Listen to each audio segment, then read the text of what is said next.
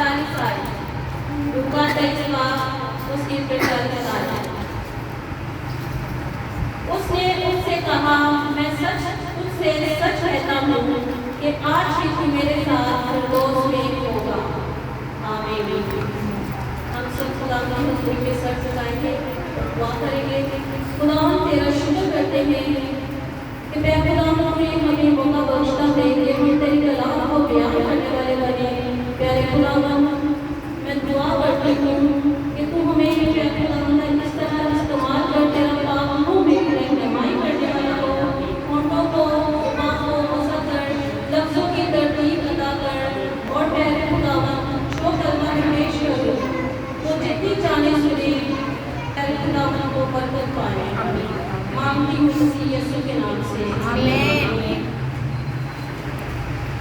دوسرا کلمہ نجات کا کلمہ ہے۔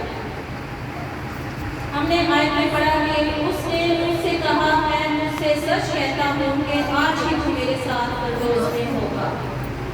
خداوند یسوع مسیح کو ڈاکو کے درمیان کیوں مسلوب کیا گیا؟ کیا دونوں ڈاکو یسوع مسیح پر لعن طعن کر رہے تھے؟ ان دونوں میں سے ایک نے نجات کیسے پائی؟ تو آج ہی میرے ساتھ فردوس میں ہوگا، اس بات کا کیا مطلب ہے؟ آئے جانتے ہیں کہ یہ کلمہ نجات کا کلمہ ہے۔ یہ خداوند یسوع مسیح کے منہ سے نکلنے والا دوسرا کلمہ تھا۔ آئے اس بات پر غور کرتے ہیں کہ خداوند یسوع مسیح کو دو ڈاکوؤں کے درمیان مسلوب کیوں کیا گیا؟ یسوع مسیح کے آنے سے پہلے دنیا میں 700 قبل یہ پیشن گوئی دی گئی جو یسایہ نبی کی کتاب میں لکھا ہے، 53 باب اس کی 12 آیت۔ آپ سب میرے ساتھ نکالیں یسایہ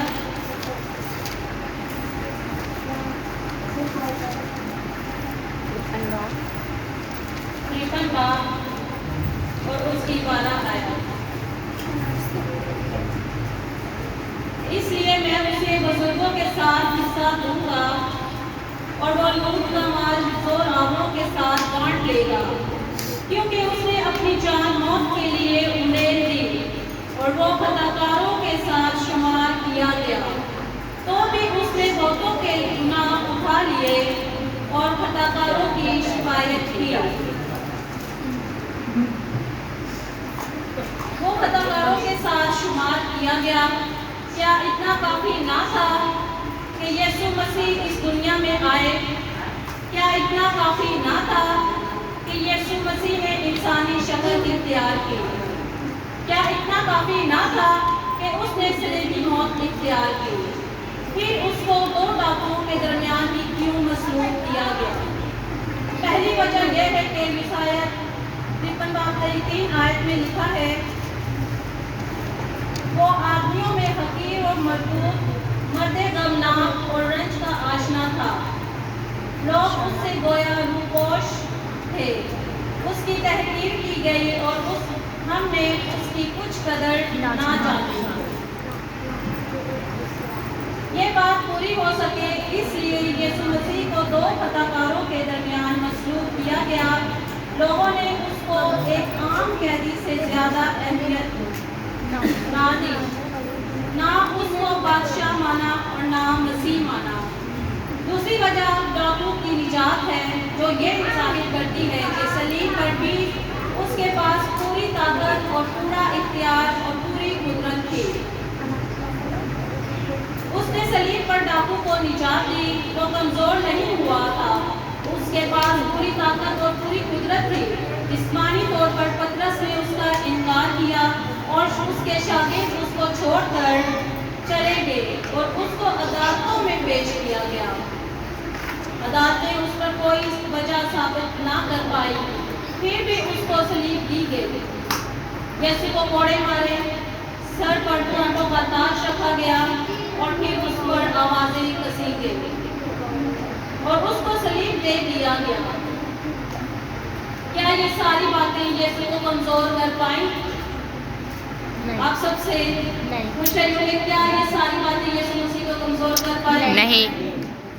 جب کسی طرح ہم بھی اپنے ایمان میں مضبوط ہوں گے جب ہم خدا کے قریب ہوں گے تو ہم کبھی بھی کمزور نہیں ہو سکتے، کیونکہ جب ہم خدا کا باتوں مانگ لیتے ہیں تو خدا ہمیں اپنے زور اور اپنی قدرت سے استعمال کرتا ہے، اور نہ ہی ہم جیسے پاسٹر صاحب نے بتایا ہے جب ہم اپنے گناہوں کا اقرار نہیں کرتے اور ہم کہتے ہیں ہم بیمار ہیں، ہمارے گھر میں یہ پرابلم ہے، یہ مسئلہ ہے، جب ہم خدا کو قبول کر لیں گے تو میرے عزیزوں خدا یہ ساری برکتیں ہمیں مفت میں ہی دے گا، ہم سے کوئی پیسے نہیں لے گا خدا، لیکن خدا کا یہ وعدہ ہے کہ ہم خدا کے حضور دلی طور پر تیار ہو اور خدا کے حضور اپنے گناہوں کا اقرار کر کے خدا کو قبول کرنے والے بنے۔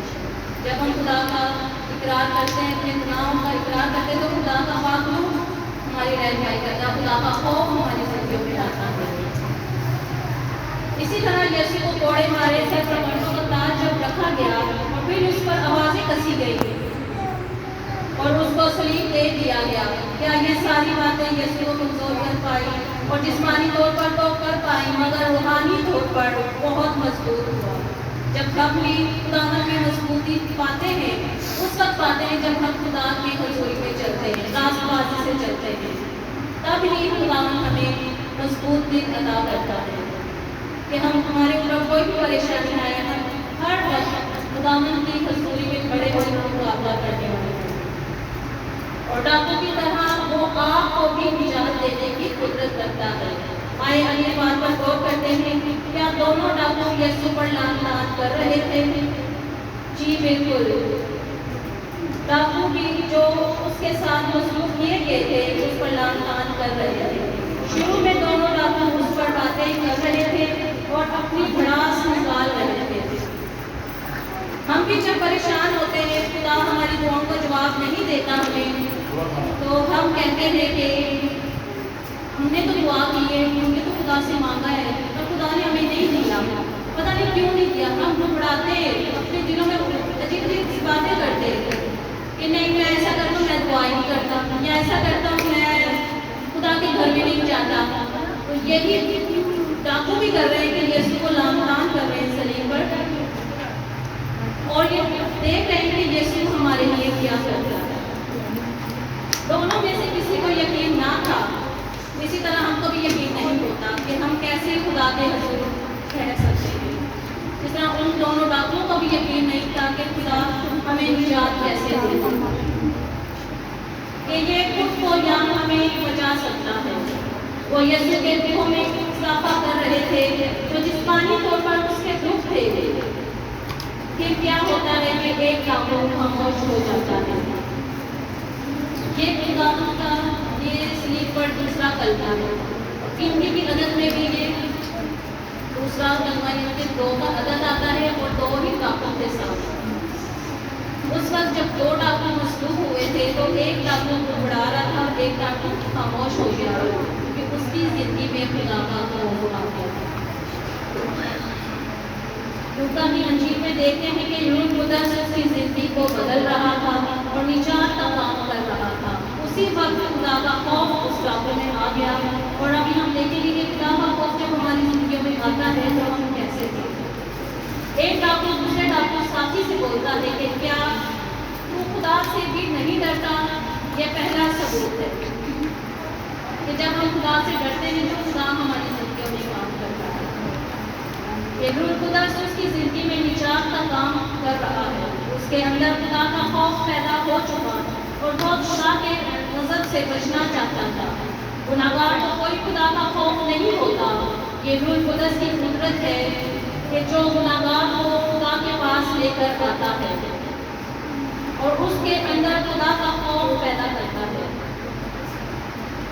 جب ڈاکو میں خدا کا خوف آ گیا تو اس نے اپنے آپ کو خاموش کر لیا اور اندر ہی اندر سے اپنے آپ کو کر رہا کہ میں گناہ کا اقرار کروں اور اس غضب سے بچوں اور روح القدس کی قدرت کے مطابق اپنی زندگی کو بسر کرنے والا ہوں۔ گناہ کا احساس اور اقرار، ہم تو اپنے کیے کا بدلہ پا رہے ہیں۔ یہ دوسرا ثبوت ہے کہ جب ہماری زندگی میں خدا کا خوف آتا ہے تو پھر ہمیں اپنے گناہوں کا احساس ہوتا ہے اور ہم پھر اقرار کرتے ہیں۔ پھر روح القدس اس کی زندگی میں کام کر رہا ہے اور وہ اپنے گناہ کا اقرار کر رہا ہے، اس نے اپنی حالت کا بالکل ٹھیک اندازہ لگایا۔ جیسے ڈاکٹر نے اپنی حالت کا صحیح اندازہ لگایا تو ہم انسان ہوتے ہوئے کیوں نہیں لگاتے؟ ہم کیوں اپنے آپ کو چھپاتے ہیں، اپنے گناہوں کو چھپاتے ہیں؟ ایک دوسرے کے ساتھ ایپ جوئی کرتے ہیں، ایک دوسرے کے ساتھ ہم لوگ یہ کہتے ہیں وہ ایسے وہ ایسے۔ ہمیں نہیں کرنا چاہیے، ہمیں اپنے آپ کو خدا کے حضور کرنا چاہیے۔ جیسے مصطفیٰ بیٹے کی کہانی ہم دیکھتے ہیں کہ اس نے بھی جیسے دیکھا کہ مصطفیٰ بیٹے کو بھی جب اپنی حالت پر ترس آیا، جب اس نے دیکھا اس کی آنکھیں کھلی تو اس نے دیکھا کہ میں سے بہت دور ہو چکا ہوں، اپنے باپ سے بھی خدا سے بھی۔ وہ پھر کیا کرتا ہے کہ اپنے باپ کے پاس پھر چلا جاتا ہے۔ اور یہی حالت ہم انسانوں کی ہے کہ جب ہم بہت ہی زیادہ مصیبت میں پڑ جاتے ہیں، کچھ نہ ملے تو پھر ہم خدا کی حضور میں جھکتے ہیں۔ اور یہ بھی میرے خیال ہے کہ خدا کا ہی منصوبہ کہ ہم خدا کی حضوری میں جڑنے کے لیے خدا ہمیں ان مصیبتوں میں ڈال رہا ہے تاکہ ہم اپنے اقرار کریں، خدا کی حضوری میں دعا کریں اور خدا کے قریب ہوں۔ اپنی حالت کا اندازہ لگایا تھا جب اس کی آنکھیں کھلی، جب ہمیں بھی ہوش آتا ہے، جب ہماری آنکھیں کھلتی ہیں تب ہمیں پتہ چلتا ہے کہ ہم کتنے گناہ گار ہیں۔